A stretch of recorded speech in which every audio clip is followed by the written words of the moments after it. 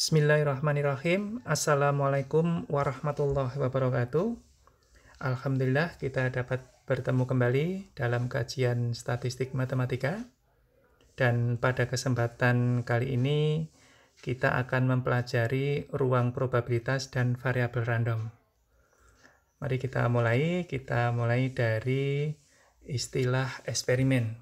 Kenapa ini muncul? Karena setiap kali kita bicara probabilitas, pasti kita bicara tentang eksperimen. Nah, apakah eksperimen itu? Mungkin dari kita ketika ditanya apakah eksperimen itu, pasti jawabnya adalah percobaan. Ketika kita tanya percobaan, mudah-mudahan Anda tidak menjawab eksperimen. Jadi eksperimen itu adalah suatu kegiatan yang disengaja dan menghasilkan data. Jadi ada kata kuncinya ini. Oke, ada yang disengaja dan menghasilkan data. Apapun prosesnya, apapun kegiatannya, ketika disengaja dan menghasilkan data bisa dikatakan sebagai suatu eksperimen. Contohnya kalau kita melihat, misalnya dilempar sebuah dadu, ini merupakan suatu eksperimen. Kenapa? Karena jelas disengaja, yang kedua menghasilkan data. Tetapi ketika dadu dilempar, dan hanya dilempar saja tidak dilihat keluar muncul angka berapa, itu bukan eksperimen. Yang kedua, mahasiswa lari pagi, apakah merupakan eksperimen? Ketika mahasiswa lari pagi saja, lari pagi jelas disengaja, tetapi tidak ada data yang diambil dari hasil lari pagi itu, jelas bukan merupakan eksperimen. Tetapi ketika diukur, sebelum lari denyut nadinya berapa, setelah lari diukur kembali, nah itulah nanti menghasilkan data yang dinamakan eksperimen. Nah, seorang pejalan kaki tertabrak mobil, ini jelas bukan merupakan eksperimen karena jelas tidak disengaja. Oke ya.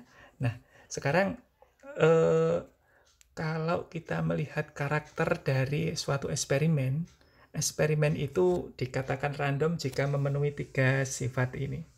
Ya, oke. Yang pertama, eksperimen hasilnya tidak dapat diduga dengan pasti. Oke ya, yang kedua, semua hasil yang mungkin dapat diidentifikasi biasanya tertuang dalam suatu himpunan ruang sampel. Dan yang ketiga, dapat dilakukan berulang-ulang dalam kondisi yang sama. Kalau ini ketiga-tiganya ini dipenuhi, maka dia termasuk karakter dari eksperimen yang bersifat random. Oke, kita lanjutkan. Nah, ketika kita bicara tentang eksperimen random, maka disinilah peran kita dalam ruang probabilitas itu. Bahwa sebagai landasan operasi matematik yang bersifat random, nah ini kembali lagi ini sifatnya random, tadi eksperimen juga random, dibutuhkan suatu struktur matematika yang diberi nama, ini kata penting ini saya coret bawah ini ya, ruang probabilitas dan disajikan dalam 3 serangkai ini. Ya, ingat 3 serangkai yaitu omega, A, dan P, di mana omega adalah ruang sampel. Oke ya, ruang sampel sudah Anda pahami waktu belajar probabilitas. Yang kedua, A adalah sigma file. Sigma file itu koleksi himpunan bagian dari ruang sampel. Kalau kita bicara pas mata kuliah probabilitas biasanya, A atau sigma file itu lebih cenderung kita mengatakan suatu kejadian. Jadi himpunan bagian dari ruang sampel.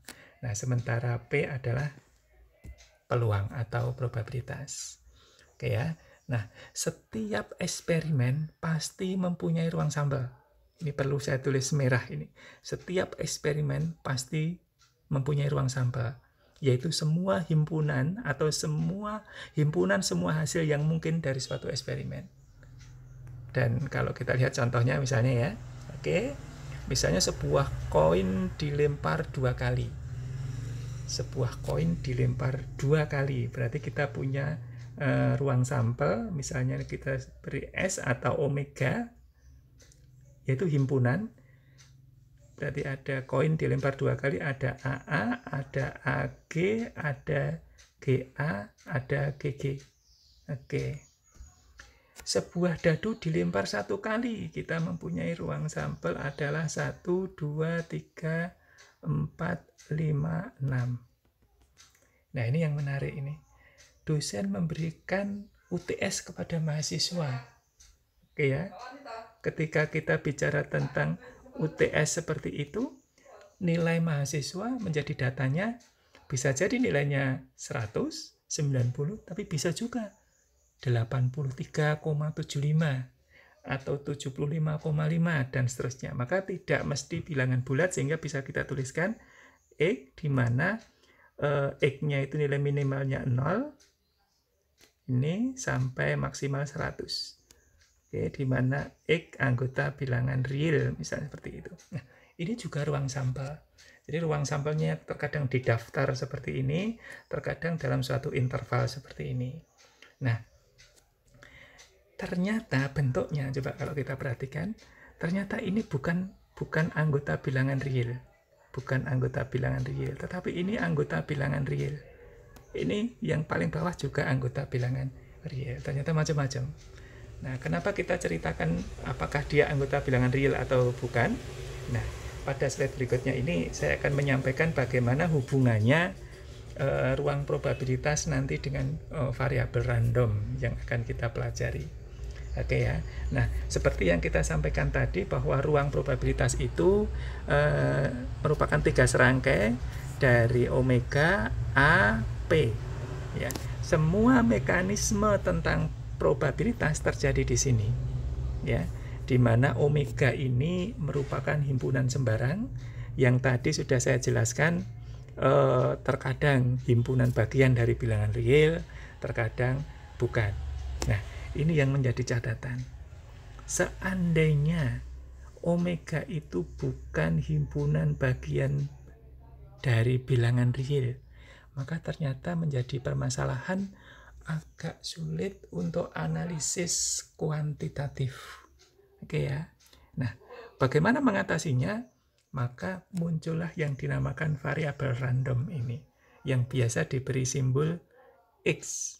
Nah, ketika variabel random ini, maka semua ruang probabilitas, maksud saya, semua ruang sampel yang himpunan sembarang itu akan ditransformasi ke suatu ruang variabel random yang berharga real. Nah, ruang probabilitas sudah berubah. Jadi ada omega X, ada AX, dan ada P. Oke, jelas ya? Nah, secara matematik, variabel random itu didefinisikan seperti ini.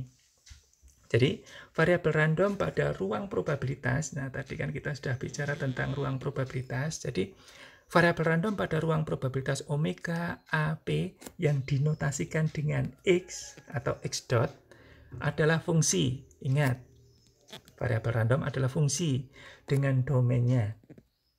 Oke, darah asalnya omega dan kodomennya himpunan bagian dari bilangan real. Sedemikian hingga setiap bilangan real R dipenuhi sifat seperti ini. Oke, agak sedikit abstrak ya.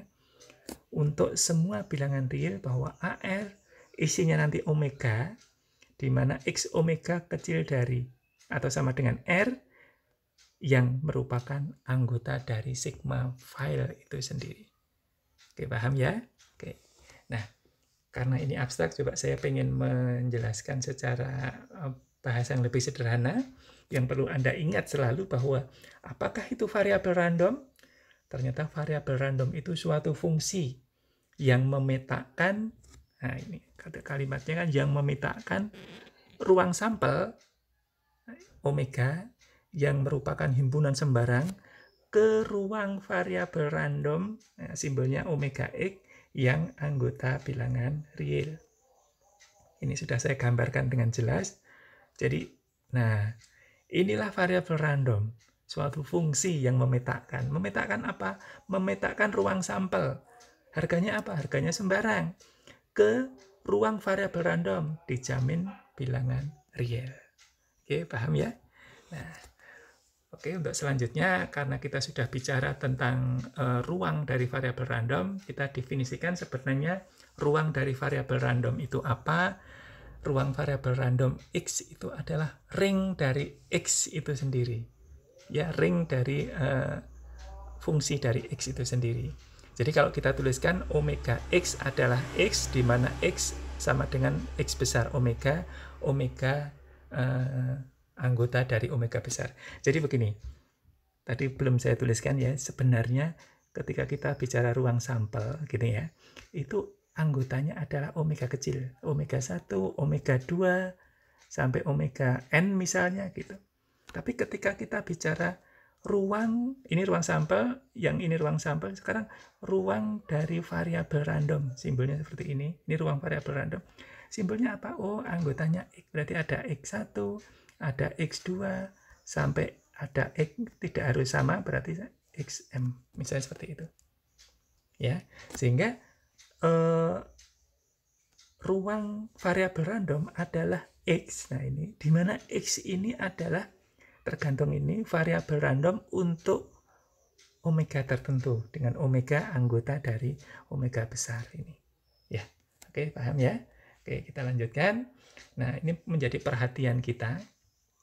Ternyata variabel random itu kita menurut jenisnya dibagi menjadi dua, yaitu variabel random discrete dan variabel random continue. Kapan dia dikatakan discrete? Ketika anggota ruang variabel random itu adalah finite atau countable infinite. Sementara anggota, kalau continue, anggota dari variabel random adalah uncountable infinite. Jadi begini. Contohnya ini aja lah, contohnya ini. Oke. Dia jelas finite, berhingga. Oke ya, berhingga. Sehingga dia termasuk ke variabel random discrete. Karena bisa didaftar, countable, bisa didaftar, bisa dibilang, terhitung bahasa lainnya. Ya, sementara ini jelas infinite, ya, infinite, oke, infinite, tetapi tetap countable. Bisa dicacah, bisa dibilang, bisa dihitung. Contohnya ya, setelah 1, 2, setelah 2, 3, nanti setelah 3, 4. Bisa dicacah, bisa dihitung, maka tetap masuk variabel random discrete. Oke. Yang terakhir adalah ketika X, di mana X antara 0 dan 1. Apakah dia finite? Enggak, dia infinite. Termasuk infinite di sini. Nah, kenapa infinite? Kita tidak pernah tahu berapa banyak bilangan real antara 0 dan 1. Berapa banyak kita tidak bisa menghitungnya. Nah, apakah countable? Tidak. Kita tidak bisa membilangnya juga. Bahkan bilangan setelah 0 berapa kita tidak bisa menyebutkan. Kalau Anda menyebutkan suatu bilangan, saya akan mengatakan kurang kecil lagi. Anda menyebutkan lagi kurang kecil lagi. Maka di sini saya tuliskan di ini variabel randomnya continue. Gini. Oke, paham ya? Oke. Nah, kalau kita lanjutkan untuk memahami permasalahan itu, kita coba sebuah contoh berikut. Kita kerjakan sampai selesai ya nanti untuk memahami permasalahan variabel random tersebut. Oke. Nah, contohnya seperti ini. Sebuah mata uang dilantunkan atau dilambungkan atau dilempar 2 kali. Oke, sebuah mata uang dilambungkan 2 kali. Misalkan X menyatakan banyaknya muncul angka. Ini pertanyaan menarik. Buktikan bahwa X merupakan variabel random. Nah, kalau kita jawab sekarang seperti ini. Ruang sampelnya, nah, karena eksperimennya kan melempar sebuah mata uang 2 kali, berarti ruang sampelnya ini ruang sampelnya AA, AG, GA atau GG. Oke, selanjutnya apa? Selanjutnya A atau sigma filenya. Apa tadi sigma file? Adalah koleksi himpunan bagian dari ruang sampel. Nah, mestinya ini kalau kita, karena ada 1, 2, 3, 4, maka sebenarnya ada 2 pangkat 4 atau 16 himpunan bagian yang bisa diperoleh dari ruang sampel ini. 16 itu apa saja? Mulai dari AA sendiri, terus AG, terus nanti GA, GG, terus gabungan AA dengan AG, dan seterusnya, sampai ini keseluruhan termasuk void, himpunan kosong itu juga merupakan himpunan bagian dari semua himpunan. Dan kita tulis juga X adalah banyak muncul angka. Oke, paham ya? Nah, sekarang P ketika sudah tahu seperti itu, kita bisa membuktikan apakah X variabel random. Nah, kita jawab yang A. Untuk membuktikan bahwa X variabel random harus ditunjukkan bahwa ini yang harus ditunjukkan. Ketika berlaku ini untuk semua R, maka dijamin X merupakan variabel random. Oke. Nah, untuk X semua bilangan real kita mulai dari X atau R ya. R kurang dari 0, berarti R negatif. Oke, sekarang kita kenapa bisa terjadi seperti ini? Ketika R lebih kecil 0, coba kita baca, AR itu isinya omega. Ingat tadi omega adalah anggota dari omega besar. Berarti isinya nanti AA, AG, GA, GG, atau AA, GG gitu, atau AA tadi ya. Oke. Nah, sekarang perhatikan kalau kita baca ya. AR adalah omega, di mana? Nah, di sini X omega. X tadi banyaknya muncul angka atau omeganya berapa? Omeganya apa ya? Omeganya apa ya? Sehingga banyaknya muncul angka kurang dari sama dengan R. Ambil aja sembarang. Misalnya negatif 1 misalnya. Omeganya apa sehingga banyaknya muncul angka kurang dari sama dengan negatif 1? Jelas tidak ada. Kenapa? Banyaknya muncul angka bilangan negatif kan jelas tidak ada. Maka ditulis void. Tetapi void ini juga himpunan atau anggota dari sigma file. Oke, berarti untuk R negatif masuk kriteria. Yang kedua untuk R-nya antara 0 dan 1. Ya, antara 0 dan 1. Nah, sembarang saja Anda masukkan bilangan dan hasilnya untuk wilayah di sini sama semua nanti. Yang gampang misalnya kita masukkan nilai setengah misalnya. Apa sih omeganya sehingga banyaknya muncul angka kurang dari sama dengan setengah? Nah, kurang dari sama dengan setengah. Otomatis hanya 0 saja. Ya kan? 0 itu berarti GG. Kan banyaknya muncul angka 0 kan GG. Juga anggota dari sigma file. Kalau R-nya antara 1 dan 2, kita coba misalnya 1,5 misalnya. Omeganya apa? Banyaknya muncul angka kurang dari sama dengan 1,5. Kurang dari atau sama dengan 1,5 kan hanya 1 sama 0. Berarti kalau 1 sama 0 itu ini 0, ini 1. Sehingga tetap merupakan anggota dari sigma file. Yang terakhir adalah ketika R-nya lebih besar dari 2 atau sama dengan 2 gitu ya. Sembarang masukkan 3 boleh, 4 boleh, 100 boleh. Misalnya saya masukkan 3. Omeganya apa? Sehingga banyaknya muncul angka kurang dari sama dengan 3.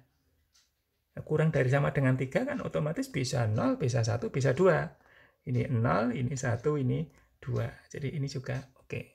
Nah ini mulai X negatif tak hingga, R-nya negatif tak hingga, ini sampai R-nya tak hingga sudah tertulis semua. Nah, kesimpulannya apa? Karena untuk semua bilangan real diperoleh ini, nah oke, semuanya memenuhi, maka X merupakan variabel random. Oke ya. Jadi untuk soal A sudah terpecahkan. Nah, selanjutnya untuk mencari ruang dari variabel random bagaimana?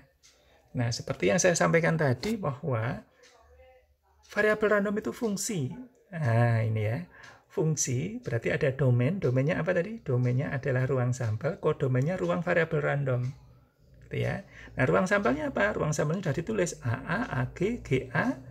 Oke, AA, AG, GA, GG. Nah, ruang variabel randomnya apa? Sementara X ini menyatakan banyak muncul angka. Ya, berarti ketika AA berarti banyak muncul angka 2. AG 1. GA juga 1. GG 0. Nah, ternyata dari ruang sampel ini muncul ruang dari variabel random X itu ini ruang dari variabel random X yaitu nya 0, 1, 2. Oke, paham ya? Nah, untuk berikutnya tadi pertanyaannya tentukan nilai peluang X sama dengan X untuk setiap X di ruang variabel random. Nah, ruang variabel random cuma ada 0, 1, 2. Sudah kita kerjakan ini. Ketika P X-nya 0 itu kan ini, X-nya 0, cuma ada GG saja. GG berarti GG padahal di sini ada 4 kan, ada AA, AG, GA, GG. Kan ada GG saja berarti 1/4. Sementara kalau 1 kan ada AG, GA berarti ada 2/4 yaitu setengah. Dan kalau 2 ada 1/4. Oke ya, selesai. Dan yang terakhir adalah hitunglah peluang X-nya antara 0 sampai 2. 0 lebih besar dari 0 tapi kurang dari sama dengan 2, berarti 2-nya masuk, 0-nya nggak masuk, 1. Oke, berarti ada 1 dan 2, maka setengah tambah 1/4, 3/4. Oke, nah demikian sedikit bahasan tentang apa itu ruang probabilitas dan variabel random, dan materi ini menjadi dasar untuk nanti kita belajar tentang distribusi probabilitas. Dan pada video berikutnya nanti akan saya sampaikan tentang distribusi probabilitas. Oke, saya kira itu dari pembelajaran kali ini. Semoga bermanfaat. Assalamualaikum warahmatullahi wabarakatuh.